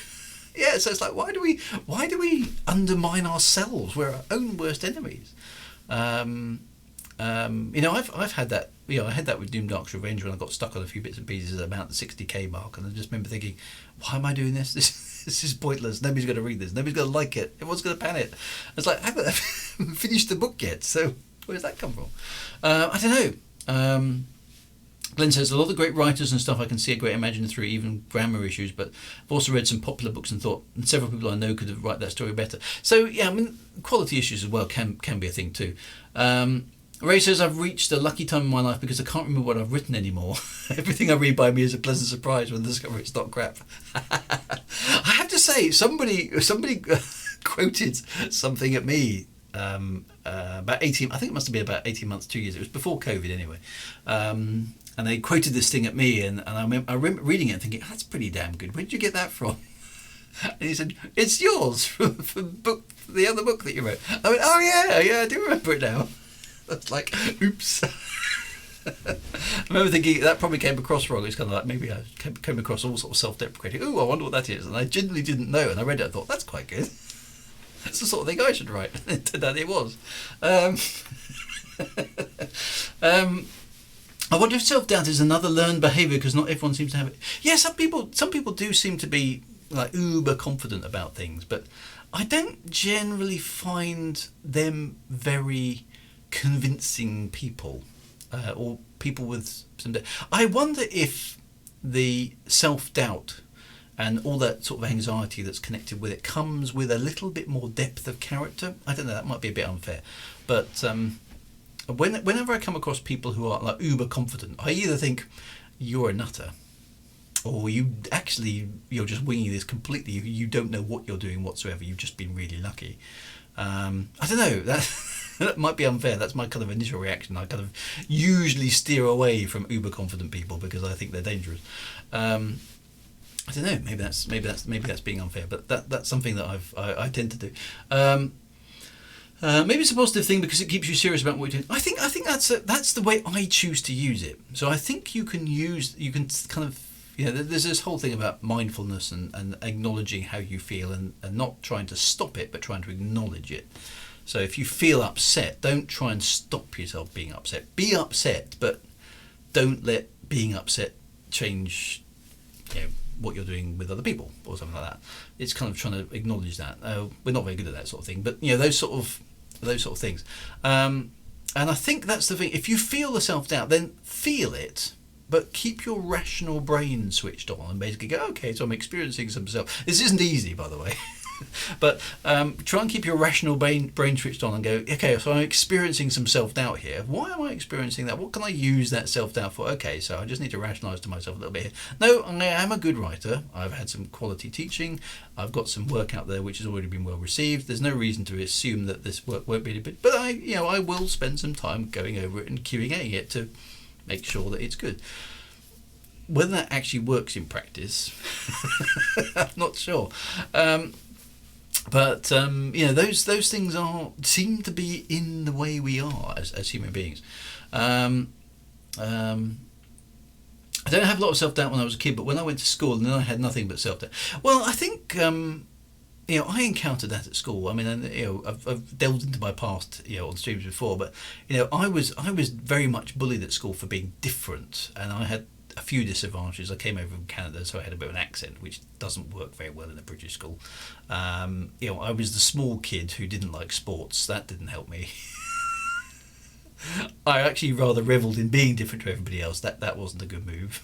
So I had problems at school. Okay, there are lots of problems at school. I didn't really enjoy school, so it was nice to have left school and gone and done other things. But those experiences were very formative for me, and on the positive side, they pushed me into escapism in the form of literature and films and TV and music and other things, which I possibly otherwise wouldn't have experienced. So, those are things that now that I'm old and wise and etc., I can look back on those and kind of analyse them a bit. But they were very painful and emotionally scarring, is that right? Experiences at the time. I mean, nobody wants to be bullied, right? It's not a pleasant experience. But they were formative experience. I wouldn't say they had positive outcomes. I think that's being unfair, but they certainly were formative experiences for me, which I can reflect on now and kind of put into context. You know, I think a lot of other writers have shared some sort of, whether it's major or minor or anywhere in between, kind of traumatic types of things in their past, which have either prompted them into literary things or not. I don't know. That's just a theory of mine. Humans are mostly silly. That's very, very true. Do animal behaviourists ever find creatures trying to second guess themselves? Sharks critiquing their ability to ravage seals. Lions telling each other, "You're crap at killing a zebra." I don't. I've no idea. Or maybe it's like you say, our brains are that much more complicated, and they're capable of these elevated thoughts and lots of spare activity for being creative. So I don't know. It's fine to be cramped and think you can take that experience and say do it differently next time. Might be better, but it won't be repeated the same. But yeah, we can learn from our mistakes. I mean, every writer will look back at some of their older work and go, no, I wouldn't write that now, because you got better, because you've practiced. That's inevitable. Brains are funny things, says Jonathan here. They like taking the easy route along well-trodden pathways, so that can make a lot of anxious thought processes very hard to break away from. Your brain just slips into them because they're well-worn. And I suppose it's risk avoidance, isn't it? Humans are very good at avoiding risk. So, putting a book out onto the market is a risky thing, because it could bounce back and everybody's going, look at the guy who thought he could write a book. That's a very public thing to do, writing a book. And there's risk involved. Okay, so your part of your brain's probably going, avoid risk. Don't publish the book. Avoid risk. Don't even write the book. Then there's no danger of it being published. In fact, stop being a writer, because then you won't be tempted to write a book. So maybe it's a defense mechanism. Maybe it's a kind of anti-risk sort of justification. Don't do anything. just hunt an antelope. That's all you need to do is eat food. So I don't know. All those sort of things. Wait, what was the topic today? Forms of insanity or writing. I think they're variations on the theme. Chris says, yeah, it's taken me 20 years to get back some semblance of confidence, and it's not what it used to be. So I've gone through periods of my life where I've had my confidence knocked badly by events or by people. And I know lots of other people who can basically say they had a traumatic mention. I mean, people close to me. I've got one who basically said, she was singing along to the TV, just as you do when you're a child, with a pretend microphone, enjoying herself. And her father said to her, "You can't sing." And from that time onwards, and that was as a child, from that time onwards, won't sing. Tragic how such a throwaway comment can do such harm. That's when it does wind me up a little bit when people say, that old thing about, sticks and stones may break my words, but words can never hurt me. It's entirely wrong, okay? Words really can cause lasting damage. And you do have to be careful. And some people will say, no, I'm not going to compromise on what I say around certain people, because why should I? It's my right to speak. And I say, well, yes, but you also have responsibilities not to cause any harm to other people. So be careful of what you say. Because words can have a very lasting heavy impact. And I have that. I hopefully haven't written anything in my book that's caused people distress, but I am conscious of the emotional reactions that I pull out of people as a result of writing my book. Okay, because in my last book, Shadewood 4, I had an awful lot of people. In fact, most of the reviews have basically said something along the lines of, this book brought me to tears on many occasions. Thanks, Drew. And that's kind of okay, because that was sort of the intention, and it was done in a kind of, I suppose, slightly melancholy, caring for the characters, upset at their situation, but sympathising and kind of like, it's a tragedy, but good prevailed kind of thing. Is that sort of emotional response, which I think is probably a healthy-ish kind of response. But you have to be aware, I think, as a writer, that you are pulling on people's heartstrings. You are trying to get an emotional reaction out of them, and for some people that can be problematic. Words like weapons, they hurt sometimes. Share if I could turn back time. Exactly, it's very, very true. Um, so, um, um, yeah, I had the co-worker tell me when I had told them about the anthology, way to put yourself out there, and thought that's not why I did it. So it's okay to go mad. It's a short trip to a familiar destination. I like that. That's really good. So yeah, you do have to be careful, and there's it's a right, but it's a responsibility. I think that's exactly right, Feather Crow. It's like that time Drew said ZX Specky to David Braben. Now that what happened. He doesn't like the ZX Spectrum. He really doesn't like the ZX Spectrum. He's got a real thing about it. It's quite funny. It's called labeling theory. Okay, so there's a thing. Wintermute GB. So things like that. I think So tell somebody they're a thing, and it sticks with them, and that can be very, very harmful. So you do have to be very careful with what you say, and depending on the type of book you're writing. Now, my books, as you know, are basically trying to be pure escapism. I'm not trying to change the world. I'm not trying to lecture. I'm not trying to really say anything consciously. I'm just trying to write a good tale and take people to another place that they can escape from this place for a while. That's why I write. But not everybody writes like that. Other people will write with an agenda in mind, and I think that's okay. It's not for me to say you can't do that, but your relationship with the reader is a complicated, interesting thing, and you're dealing with all sorts of people from all sorts of different walks of life who will read your books. It's just something to bear in mind. And I think looking at that, I mean, that's the other thing I would really encourage all writers to do, is to be amongst other writers relatively frequently. Okay. I've got a writing group that I occasionally go. I should get to it more often. I ran out of time, but I get to chat on here to some of you and exchange ideas. And there's Twitter and there's forums and other places like that. As a writer, hang out with other writers, because they will get what you're talking about, whereas other people might be going, okay, very weird, cool to know an author, but those sort of things. But other writers will understand you and build up some friendships with other people, and they'll ultimately look after you, look out for you as well, and just sort of kind of keep tabs on you, because all writers go through those self-doubt moments. And if you're for whatever reason, if your mental health is a little bit precarious, for whatever reason, you've got stresses in other parts of your life, or you've got financial pressures or relationship pressures or job stresses, and goodness knows what's going on. Things like that can tip you over the edge. You start listening to those negative voices once too often, and it spins you into a cycle, which you can then go into very dangerous territory in terms of mental health, in terms of depression and all those kind of other bits and pieces.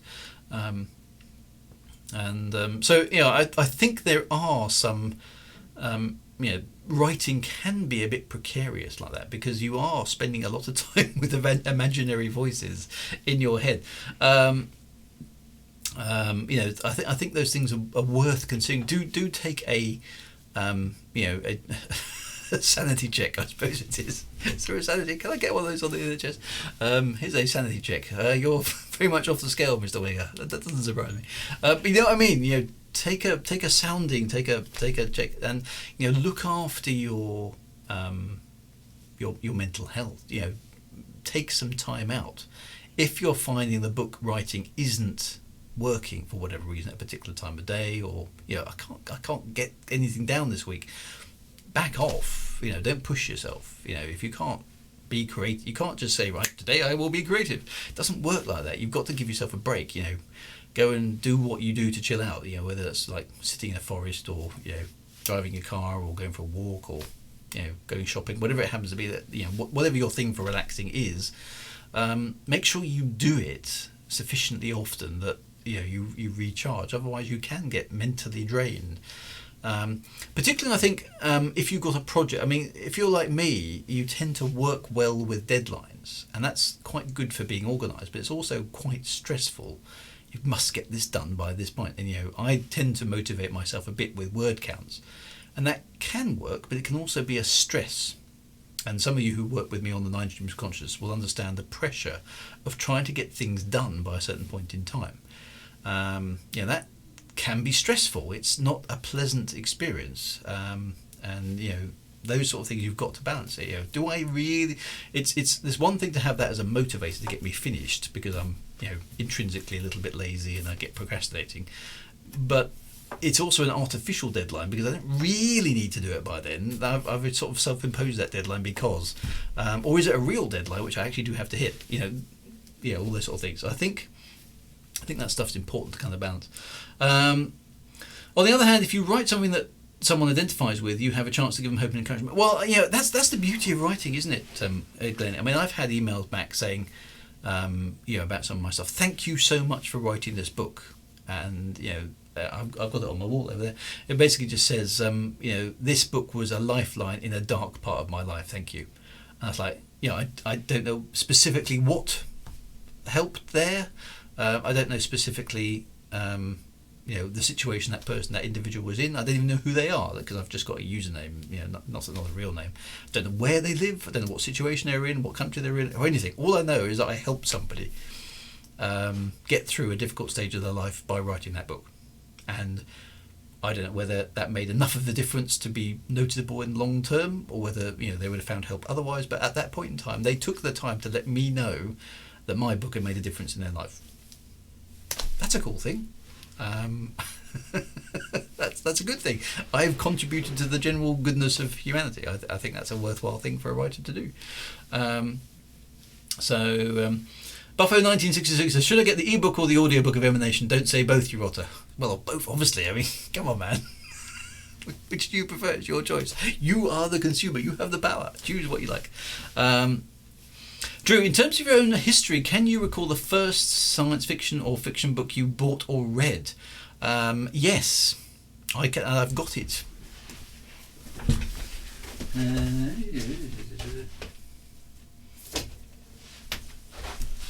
This is other than actually, I mean, technically things like the Famous Five and Secret Seven were the first books I actually remember reading, but that kind of doesn't count. But this is the first book I remember thinking, wow, this is actually a really good book. This isn't actually the original copy. I found this on eBay a few years ago. This one here, Diana Wynne Jones' Dog's Body. This is the first book I remember gave me a semi-spiritual experience from reading a book. It was the first book I recall lifting me above my that was just a book and I read it, to, oh my God, somebody imagine that entire thing. How do they do that? How do they get that into a book? And why do I feel so excited about it? And why do I want to be in the book? Why do I want to experience that myself? That was the first book that I remember having that experience with, which was it kind of just opened my eyes to how good books could be. So yeah, that was really, when was that published? First published in 1975, so I probably read it 77, 78-ish, somewhere around there. So that was the first kind of fantasy-ish book that I recall reading. So there we go.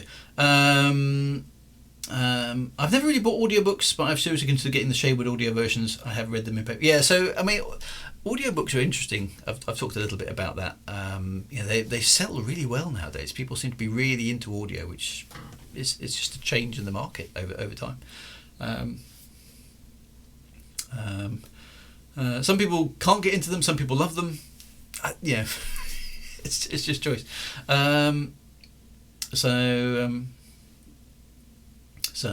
there we go. I do that listening to YouTube videos, but drift off and have to rewind. Yeah, YouTube's a bit like that though. So there we go. So there's a couple of editing things. I've picked up on those actually, Chris. So there's a few bits and pieces in there that need to. I think The Secret Garden was my first novel. I do remember reading The Secret Garden. Yes, that's a good one as well.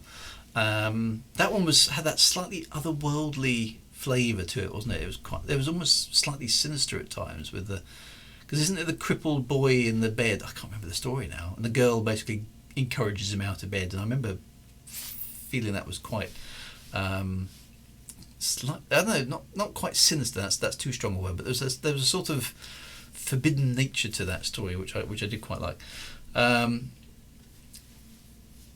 of the Wicked, the first book I remember reading, had multiple endings and you had to make choices and flip to a certain page. I remember those are the gaming books by...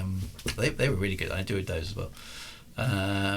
Remember reading, loving the Goosebump books. Mine was Little Vampire. Still have the copy I bought from Mum. I remember the first book that made me absolutely cry my eyes out. There was a book called... What was it called? I'm gonna have to. It's not an English book. It's translated from Dutch, I think. I can't remember what it was called. Anyway, and it was it was unremittingly negative. I remember reading it thinking, well, yeah, there's going to be it's all going to come good. It's basically I need to look it up. I'll find out for next week if I can. It's basically a book about this young kind of pauper boy. He's really, really poor, and he has a dog, and he goes from village to village trying to basically beg for work. I think it's set in the Netherlands. He meets this girl from a poshish family, and they start to have a relationship. But basically, her father puts a kibosh on it and sends him off.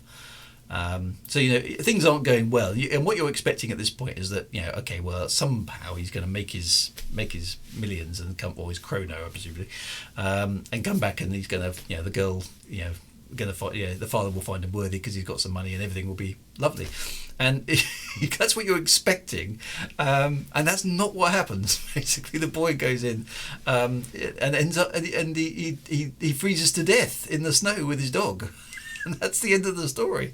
And it's like, oh my god, what happened? It's just so not what I was expecting to read, and I must have been about 14 at the time, and I just remember crying because it was like such an emotional, what? You can't do that to me, what?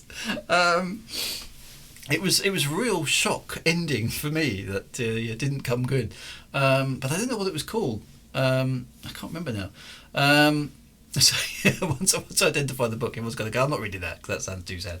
The movie books after that, Hobbit, Lord of the Rings, James Herbert, The Rats. I remember reading was it James Herbert who did the ones who did Watership Down? That wasn't James Herbert, was it? Or was it? I can't remember now. No, I can't remember. Anyway, Watership Down is quite weird and sad and quite brutal in places. But he also did another one, whoever the author of the Watership Down is, called The Plague Dogs. Called The Plague Dogs, which is set in the Lake District. And my parents had inadvertently bought me this, thinking, well, Watership Down, that's nice, it's all about buddies, isn't it? And Plague Dogs, well, it's all about dogs, and it's set in the Lake District, and we're going to the Lake District. There you go, there's a book. Turns out that it was a book all about animal experimentation. It really wasn't an appropriate thing for a 14-year-old to be reading. So be careful what you do. Do a bit of thing. So the book that made me a writer was The Hitchhiker's Guide to the Galaxy. Well, we have huge respect for that here. First book I bought with my own money from a school bookmobile when I was 9. That was... I remember reading that, thinking... and I still think, even today, that the line from Hitchhiker's Guide to the Galaxy, the Vogon spaceships hang in the sky exactly the same way that bricks don't, is probably the best line in all of English literature. And I'd hold that above Shakespeare, I'd hold that above Tolkien, I'd hold that above loads and loads of other authors, right? That is just absolute genius. You've read the book, seen the film, now eat the pie, Watership Down. It's just such a good line. And the thing is that Hitchhiker's Guide to the Galaxy is full of good lines like that. And, such fantastical make-ups of such as things like the improbability drive, which needs a cup of really hot tea before you switch it on. And the funny thing is, when you're reading Hitchhiker's Guide to the Galaxy, you feel compelled to both quote it at people and explain your incredulity about the writing to other people as well. It's like as if nobody else can get it apart from you. It's very weird what Hitchhikers does when you discuss it. It's like, you get that bit about the Vogons. Everyone's going, yeah, the bit about the Vogons. No, did you really get the bit about the Vogons? Yeah, no, we do. No, but you don't really get the bit about. I mean, it's just genius, isn't it? And everyone's going, yeah, it's genius. No, but you don't really get it. No, I do. It's really odd. A liquid almost entirely, but unlike. It's just genius. It really was genius. So absolutely love that. That's fabulous. So there's some. Yeah, and this is the beauty thing. We can all be inspired by other people writing stuff, and this is important. The whole writing profession sort of feeds upon itself. And going back to that mental health thing for a moment, surround yourself with other writers, because what you'll discover is that you'll have vast amounts in common with a lot of them, which is good. Okay, and you can talk about things like self-doubt and the anxious voices and all that sort of stuff, and people will reassure, yes, I have that too. It's perfectly normal to feel like that. That's part of being a writer. You're not mad. And it's like, yes. Or of course you go to a place and they go, no, that's very strange, and maybe you are mad. And then they'll laugh, hopefully. But surround yourself with other creative people. That is important, because creative people are weird to the general populace. Okay, we are weird people. The fact that you're watching the stream probably means that on a spectrum of normal to weird, as measured by the general populace, you're fairly firmly up the right hand side of that graph. Okay, just letting you know. So surround yourself with other people who get the sort of things that you think. When we stare out the windows and go, that cloud looks like an upside down Star Destroyer. Writers will go, yep, you're right, it does. Whereas other people go, what? What are you on? Why are you even thinking about Star Destroyers when you should be in this meeting here with us? Why an upside down? They don't even want to go there. It's like, you're just mad. Stop it. It's uncomfortable for them. So just if you surround yourself with creative people, they completely get that. All that sort of stuff is important. So, but do keep an eye on your mental health, because you are. I think it's fair to say that writers are slightly wacky, unstable people by nature. Okay, I think that's inevitable. We are individualistic. We are a bit egocentric. We are show-offs. We do like the sound of our own prose, and we're very possessive over the stories that we create and all that sort of stuff. And we are therefore prone, I think, to issues in the nicest possible way. Other people will say, "What's a Star Destroyer?" What do you mean, what's a Star Destroyer? I did meteorology in school, so a cloud is a cloud as far as an industrial is concerned. So just be careful. Just spend some time looking after yourself. That is an important message. Don't try and force the creativity. Just chill a bit, okay? And give yourself permission to chill a bit.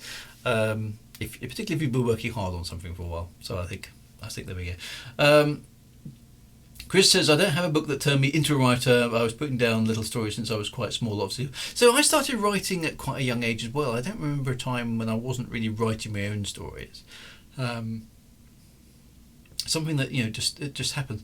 Jules Verne, you see, there's nothing really, really good stuff. All those old school adventures, 20,000 Leagues Under the Sea, Journey to the Centre of the Earth, always good. In my last job, they were building a new part of Coventry University next door. Everyone hated the noise of the cranes. All I could hear were people being tortured.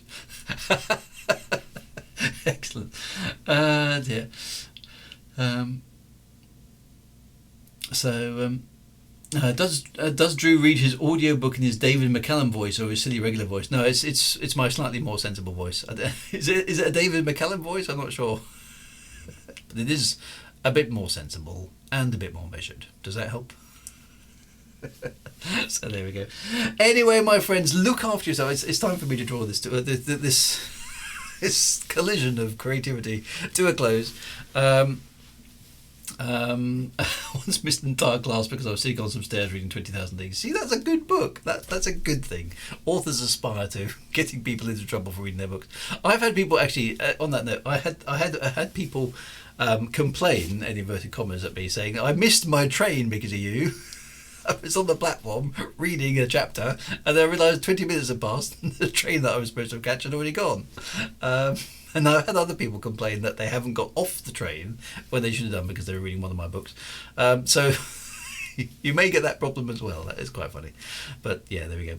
Anyway, my friends, be good. Look after yourselves. Have a fantastic week ahead. I shall be back on Thursday with more No Man's Sky. We'll see if we can complete the expedition. That would be good.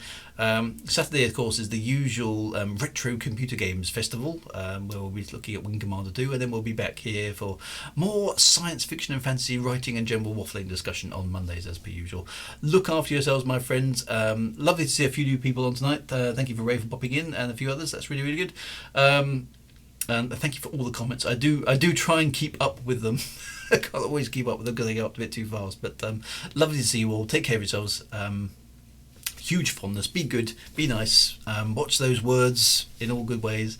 And I will see you soon, my friends. Take care. Be good. See you soon.